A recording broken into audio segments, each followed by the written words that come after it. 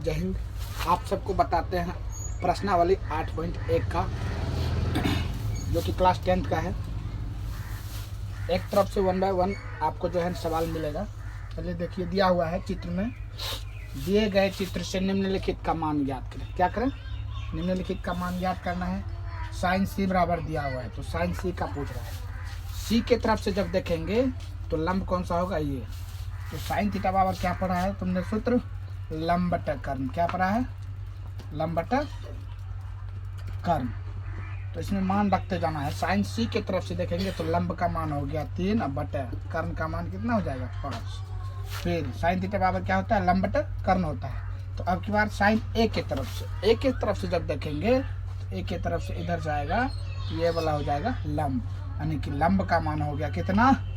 लंब का मान 4, कर्ण का मान 5। ठीक। तीसरा हो जाएगा कॉस सी की तरफ से। कॉस थीटा बराबर आधार बटा कर्ण होता है। क्या होता है? आधार बटा कर्ण होता है। ठीक है। तो आधार का मान कॉस सी के तरफ से लंब ये हो गया, तो आधार ये वाला भुजा होगा। ठीक ना। और आधार बटा कर्ण का मान ये 5, तो लिखेंगे 4 बटा में 5। ठीक है। कॉस ए की तरफ से फार्मूला वही रहेगा, आधार बटा कर्ण। ठीक ना। तो ए के तरफ से जब देखेंगे तो लंब हो गया ये। ठीक। तो आधार हो जाएगा 3 बटे में 5। यहाँ लिखेंगे 3 बटे में 5। कोई दिक्कत है? नहीं। ये हो गया आपका आंसर। ठीक। फिर टेन सी बराबर, तो टेन थीटा बराबर क्या होता है? फार्मूला लंब बटे आधार होता है। टेन थीटा बराबर क्या होता है? लंब बटे आधार। तो टेन सी के तरफ से देखेंगे तो सी इधर आया। हाँ, सी के तरफ से लंब ये हो गया। ठीक ना। तो लंब का मान कितना हो जाएगा? 3 और बटे आधार का मान कितना हो जाएगा? 4। ठीक। उसके बाद टेन ए बराबर लंब बटे आधार, तो ए की तरफ से लंब हो जाएगा ये वाला भुजा। ठीक ना। 4 और बटे आधार का मान 3। कोई दिक्कत है? तो यह हो गया आपका 1 नंबर का सवाल। फार्मूला जब तक याद नहीं कीजिएगा तब तक जो है ये सवाल समझ में नहीं आएगा। चलिए इसके बाद अगला सवाल उतारते हैं। ठीक है।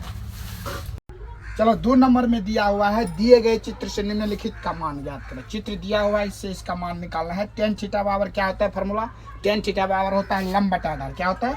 लंब बटा आधार। लंब का मान थीटा की तरफ से हो गया कितना? 4, और आधार का मान कितना हो गया? 3। तो यह हो गया आंसर। दूसरा है कॉस सी बराबर। कॉस थीटा बराबर क्या होता है? आधार बटा कर्ण। क्या होता है? आधार बटे में कर्ण। सी के तरफ से देखेंगे तो ये लंब हो गया, तो आधार का मान कितना आया? 3। ठीक।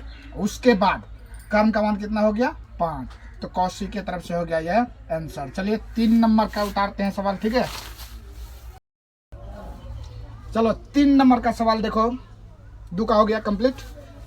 दिए गए चित्र से निम्नलिखित का मान ज्ञात करें। फिर वही है, चित्र दिया हुआ है। अब देखो कि इसमें 2 भुजा का मान दिया हुआ है, तीसरा भुजा का मान नहीं है। सबसे पहले क्या करेंगे? तीसरी भुजा का मान निकाल लेंगे। तो BC यानी कि क्या हुआ? थीटा है तो लंब हुआ। तो लंब बराबर क्या होता है? फार्मूला हम बताए हैं, लंब। ठीक ना। BC बराबर, ठीक, तो लिखेंगे BC बराबर क्या होता है? लंब बराबर रूट अंडर कर्ण स्क्वायर। क्या होता है? कर्ण स्क्वायर माइनस आधार स्क्वायर, यही होता है।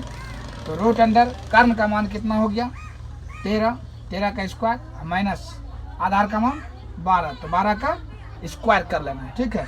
तो कितना हो जाएगा? 13 गुना 13 169 हो जाता है, और 12 गुना 12 144 हो गया। ठीक।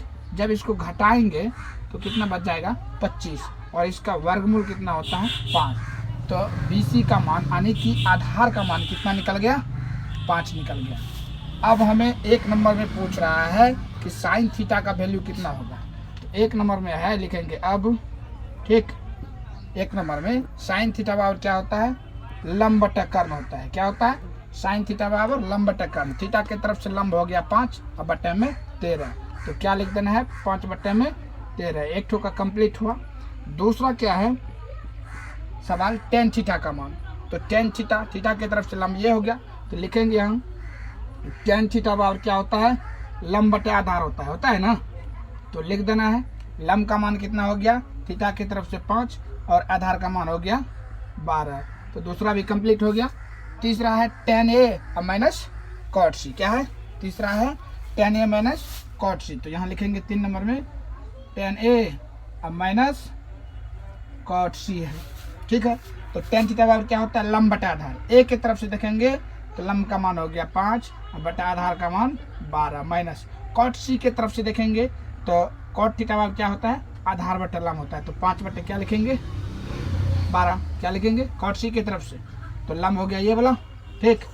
तो कॉट थीटा बराबर आधार बटा लंब, तो आधार कितना हो जाएगा सी के तरफ से, देखो यहाँ सॉरी 5 होगा, कितना होगा 5 और बटा में लंब का मान 12, एगो प्लस में एगो माइनस में, तो ये कितना हो गया 0, ठीक ना। घट के कितना आया 0, कोई दिक्कत है। चलिए इसके बाद बताते हैं आपको कितना नंबर, तो हिसाब का नंबर होगा 4। चलिए ठीक है।